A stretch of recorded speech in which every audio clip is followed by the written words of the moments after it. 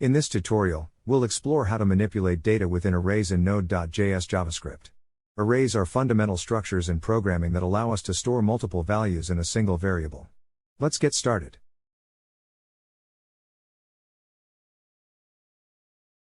Here we have an array called myArray with 3 elements.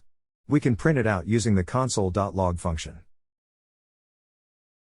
As you can see, our array includes apple, banana, and cherry. Now, what if we want to add a new element to our array? This is where the push method comes in handy. The push method allows us to add one or more elements to the end of an array. In this case, we added dragon fruit. Now our array includes the new element, dragon fruit, at the end. To remove this last element, we can use the pop method. Let's see how we can remove an element from an array. The pop method removes the last element from an array. As you can see, dragon fruit has been removed. To add an element to the front of an array, we can use the unshift method.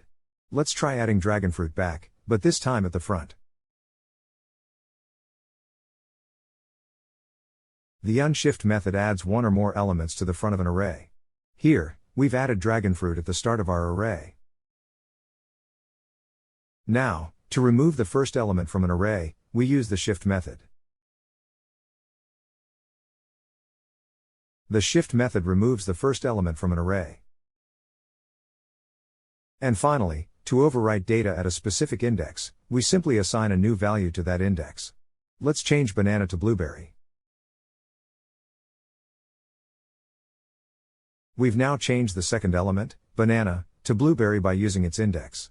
Remember, array indices start at 0. And that's a quick introduction to manipulating data within arrays in Node.js JavaScript. Practice these methods as they are fundamental to working with arrays. Happy coding!